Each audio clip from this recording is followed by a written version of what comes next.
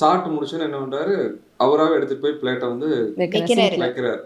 வச்சுட்டு வந்து உட்காந்தாச்சுங்க. அப்புறம் பேசிட்டு, சரிங்கம்மா நாங்கள் இப்போ ரித்துக்குட்டி இருக்கட்டுங்க, நான் ஏதாவது திருப்பூர் வரைக்கும் போகணும் அப்படின்னு சொல்லி கிளம்பி ஓ போயிட்டாரு. குட்டின்னு தான் கூப்பிடுவாரு, ஆமா. வெளியெல்லாம் அந்த பார்க்கும்போது இடத்துல ரொம்ப ஆமாம் அதெல்லாம் ஏன்னா நான் அதான் குட்டின்னு சொல்ல தான் வரேங்க. கூப்பிடுறேங்க. அப்போ ரித்துக்குட்டி இங்கே இருக்கட்டுங்க, நான் திருப்பூர் வரைக்கும் போயிட்டு வந்துட்டு சாயங்காலம் வந்துடுறேங்கம்மான்னு சொல்லிட்டு போகிறாருங்க.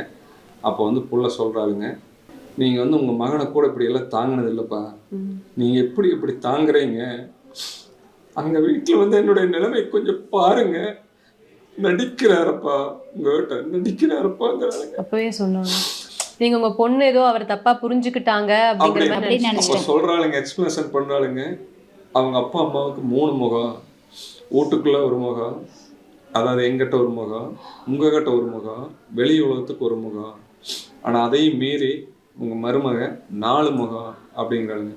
என்னதுங்க சொல்கிற அப்படின்னு.